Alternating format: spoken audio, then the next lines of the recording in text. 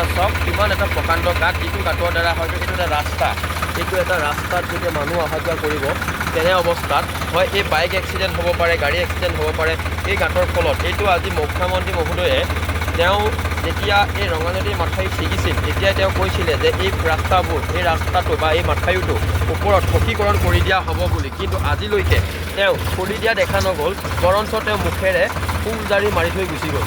এয়া চাওক বিজেপি চৰকাৰৰ, শাসননিষ্ট বিজেপি চৰকাৰে কৰি থৈ যোৱা কামৰ নমুনা। গতিকেলৈ ছাৰ আপোনালোকক জনাওঁ যে আপোনালোকে এইবাৰ ভোট দি মানুহ যাকে ভোট দিছে তেওঁ হয়তো ৰজা হ'ব, তেওঁ নেতা হ'ব, তেওঁ বিধায়ক হ'ব, কিন্তু আপোনালোকৰ এই কামখিনি যে আপোনালোকে নিজেই সুকলমে কৰি ল'ব লৈ তেওঁলোকক আহ্বান নকৰিলে, কিন্তু আপোনালোকে তেওঁলোকক ভোটদান কৰিলে।